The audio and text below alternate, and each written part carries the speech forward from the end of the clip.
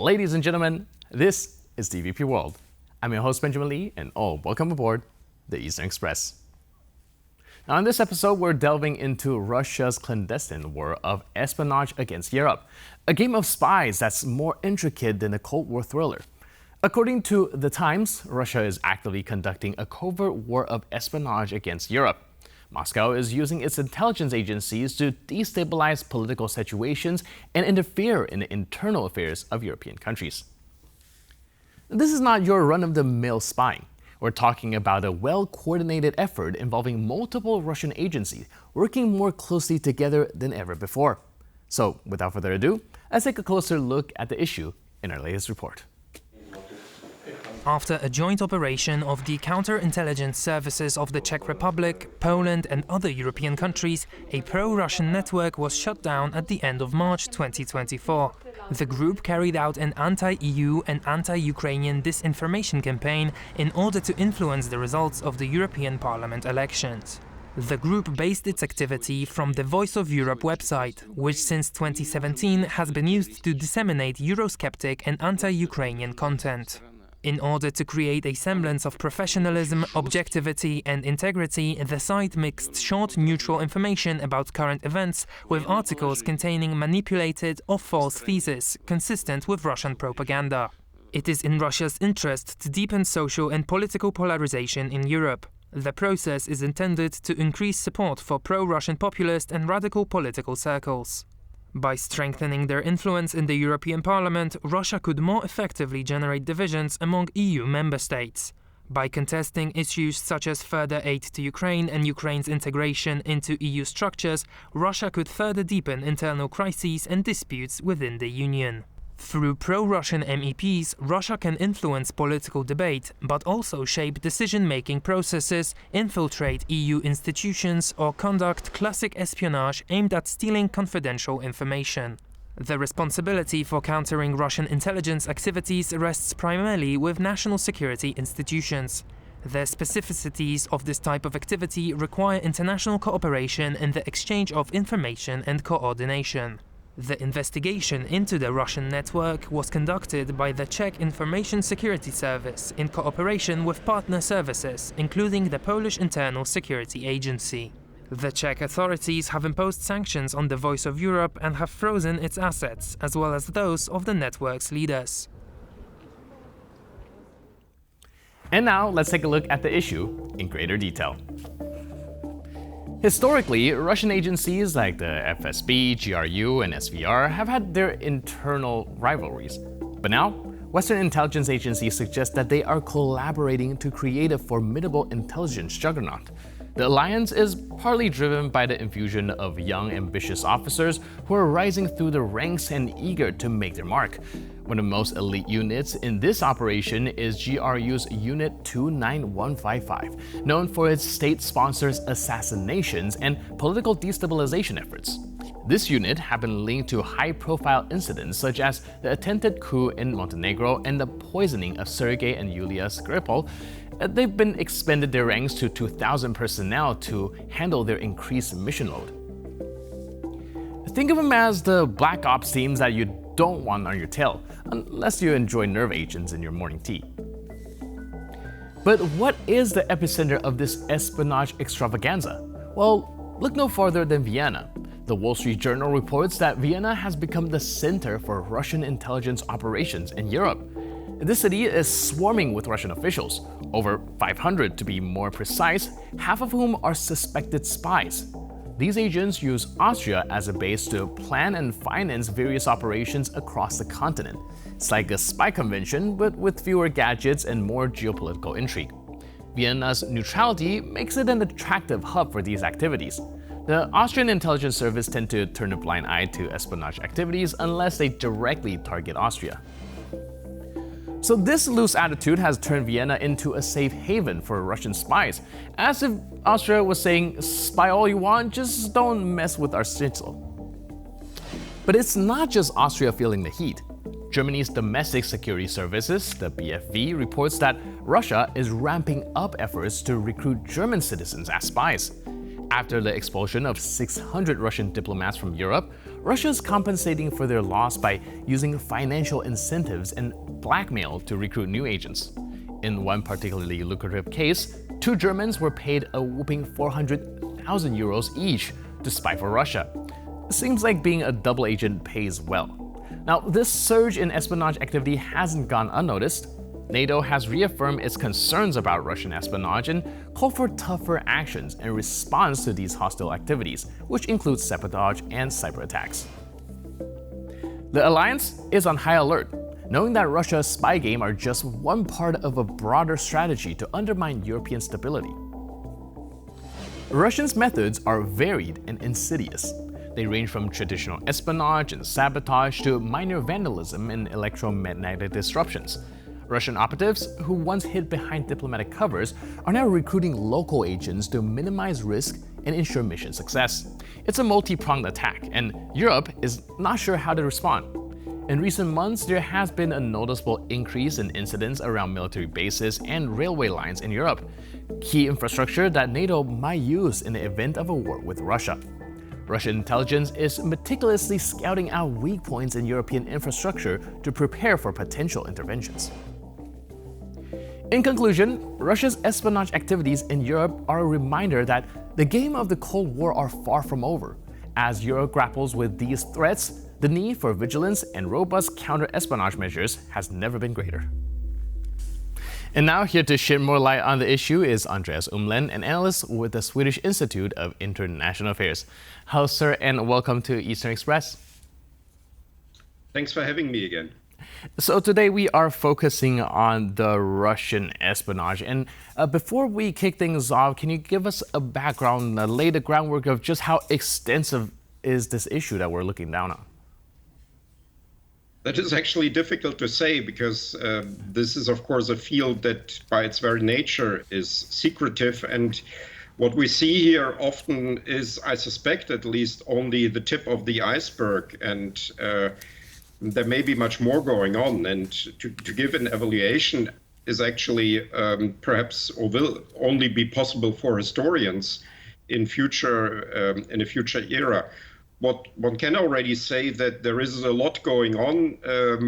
Maybe there isn't that much more than before. Maybe there's just more evidence now of what was already going on before. But the suspicion here is, of course, that there's more going on than before, that this is part of hybrid warfare that Russia is trying to conduct against the West, as it cannot easily go for a military confrontation with NATO. All right, when we look at Russia generally, be it economics, be it in the political sphere, or even in the battlefront, we do see them applying very kind of rudimentary methods, sometimes relatively crude, and we see that compared to the Western success, be it in politics, be it in economics, they seem to fall short. But what makes them so good at the front of espionage? What separates this particular field other than the other things that the Russians are pursuing? Well, whether they are really that good is a question, of course, because, sometimes that has always been already in Soviet times the case. These espionage operations, then they are disclosed and they have repercussions that actually are to the disadvantage of Moscow. The most classical case here is perhaps that of a man called Guillaume, who was the advisor to the former German Chancellor Willy Brandt, and he was very close to Brandt in the 1970s. And then it was disclosed that he is actually working for the East German, which is sort of a Soviet secret service, and then Brandt lost his chancellorship, and that was probably to the disadvantage of the Soviet Union. The whole scandal was not good for the Soviet regime. What I think distinguishes the Russian secret services and Soviet secret service before is the extreme ruthlessness in its methods, and also in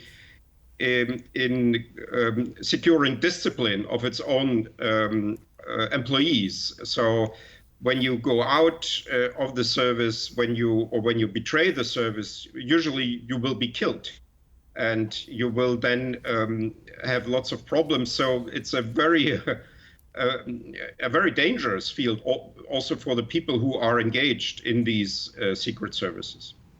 Right, it turns out if you disregard human rights, a lot could be done in that front. And when we turn our attention to some of the cyber attacks, the hybrid warfare, the espionage activities, these are all topics that is currently being discussed in the NATO summit in Washington, D.C. Do you foresee any solution or at least measures to counter some of these activities coming up? One hopes that this is going to be a major topic for the self-defense of NATO. I think this is now the major topic.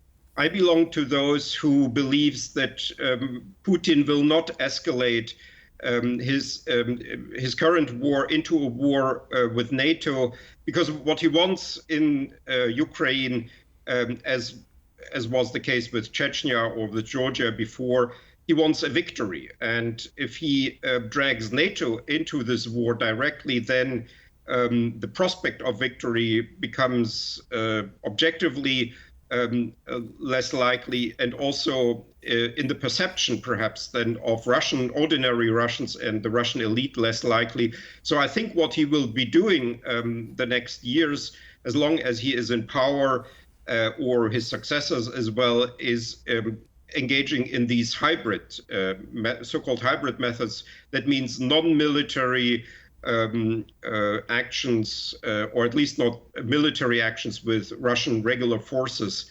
against military forces against Western countries. So I think we'll be seeing a lot of that in the next months and years.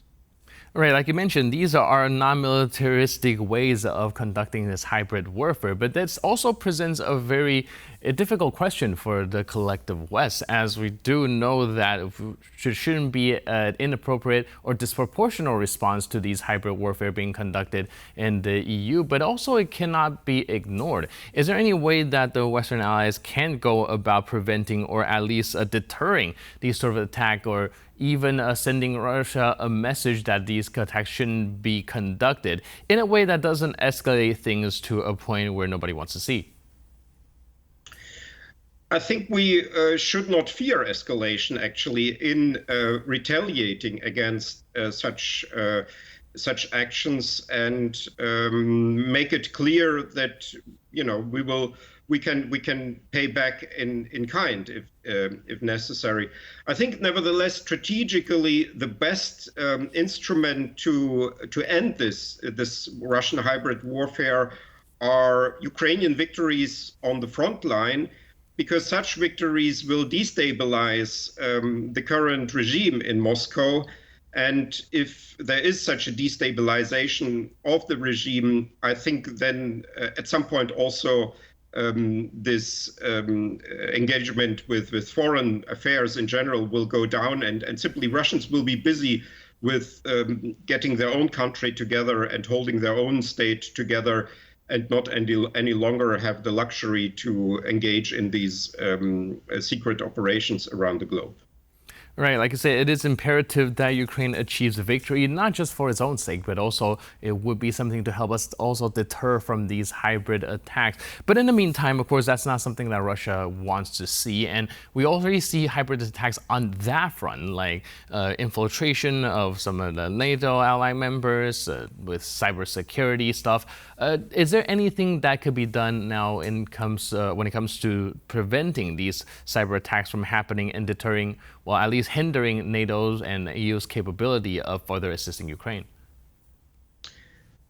That is, I guess, more of a technical question, and I think the best people to ask about this are the Ukrainians, because they have been, of course, experiencing all of these methods in much larger scale over the last 10 years, and they've also developed, perhaps in the most sophisticated, most systematic way, the respective counter methods, because for them it's an existential question. It's not just one of many political questions.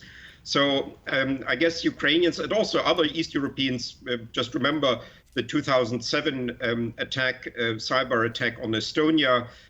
You could argue that it was actually the start of the current escalatory period. In 2007, Putin gives the famous speech at the Munich Security Conference where he goes confrontational. And in the same year, then this cyber attack and also an attack with other means on Estonia, and then comes Georgia and so on. So I think these are the people who will know how to deal with that. And West Europeans in particular, they have to wake up that we are now living in a different world. And the East Europeans basically already live in this different world for 10 or even 20 years. Right, and we do know that one of the espionage activity, of course, involves spying, and places like Vienna in Austria is the hotbed for these, spies even since the Soviet era. What is making some of these countries so porous for these espionage activities? Is there any way that these channels can be closed? Part of it is naivete. Part of it is simply that that the penetration of let's say countries like Austria or Hungary seems or Serbia is so deep that indeed Russia can exert influence there. A large part of the story is obviously corruption, in that many of the local politicians are benefiting from that or getting payments for it. And we have to be very, very clear that national interest goes for private interest. And what we have in these countries is often a sort of very narrow understanding of what is legitimate, and that has to be corrected. All right. Last but not least, I'm also curious, is there a worry about potential overcorrection, meaning that people are so aware and so afraid of Russian spies right now, they start pointing the finger at each other, calling everyone who doesn't agree with them a Russian spy, and actually so internal chaos in that way? Yes, and that is not just a sort of an unfortunate outcome, but it's also, I think, one of the strategies of Russia. It's called reflexive control. So you want to trigger reactions in your enemy's behavior that are beneficial to you, and creating mistrust among allies, among citizens, is one of the major strategies. Somebody like me who has lived in the former Soviet bloc in East Germany knows that this was one of the major methods that, let's say, the East German regime of the so-called German Democratic Republic used against dissidents, that they would try to create distrust between these dissidents and with their agents.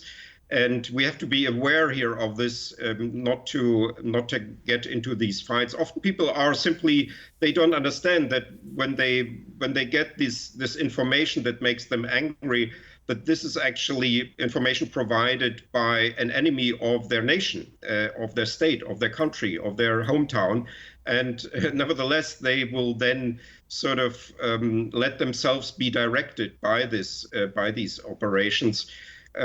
Sometimes it's also difficult to explain to people. They simply cannot acknowledge or don't want to acknowledge that they are themselves objects of manipulation. Right, so it is very important to stay vigilant and also not to jump to these knee-jerk reaction and be turned against each other. At the end of the day, we are only as strong as we are united and as weak as we are apart. Thank you so much for your input and insights, sir. Well, thank you again for being with us on Eastern Express. Appreciate it. Thanks a lot for having me again.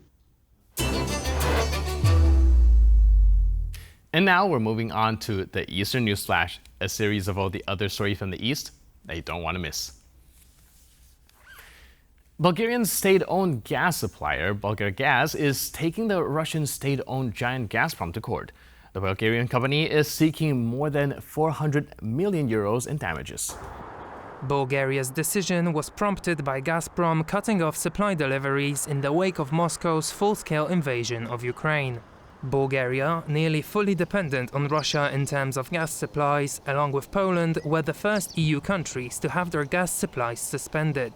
Both countries have refused to pay for the gas in rubles, which Moscow demanded in response to then newly imposed Western sanctions. 2 months ago, Bulgargas invited Gazprom to settle the dispute out of court. Due to the Russian side's inability to settle the dispute amicably, Bulgargas has taken the necessary steps to protect the company's interests by initiating proceedings before the Court of Arbitration at the International Chamber of Commerce in Paris. According to reports, Saudi Arabia privately suggested that it might sell some European debt holdings should the G7 decide to seize nearly 300 billion USD in frozen Russian assets. The kingdom's finance ministry reportedly informed some of the G7 counterparts of its opposition to the idea, aimed at providing Ukraine with additional funds. The main concern of European officials remained that other countries could follow in Saudi footsteps. As the G7 explored various options regarding Russian funds, the group ultimately agreed to act on the generated profits and leave the assets themselves alone, despite pressure from the US and the UK to consider bolder options, including outright seizure. Saudi Arabia's position changed after the G7 countries presented a proposal that did not expropriate the assets. It is not clear whether Saudi Arabia acted in its own interest, for fear that the seizure would set a precedent that could be used against other countries in the future or in solidarity with Russia. Riyadh and Moscow have maintained close relations since Russia's full-scale invasion of Ukraine. A Moscow court has in absentia arrested Yulia Navalnaya on the charges of involvement in an extremist group. The widow of Russian activist and Kremlin critic Alexei Navalny has been placed on an international wanted list. The court's press office reported that Yulia Navalnaya had gone into hiding from Russian law enforcement authorities and was therefore deemed a wanted person. In the event of her return to Russia, she would be imprisoned for at least 2 months. According to local independent media, no criminal case against Navalnaya was previously filed or reported. Her phony trial came as a result of a Russian parliament member accusing Navalnaya of calling for sanctions targeting Russia. The MP filed a felony report. Just days ago, Navalnaya became the chairperson of the Human Rights Foundation, replacing former world chess champion and Kremlin critic Garry Kasparov. She confirmed that she will vigorously continue her late husband's fight against Putin. Great leadership of President Volodymyr Zelensky. And that's all for this episode of Eastern Express. But for more news, update, and commentary, please stay tuned to TVP World.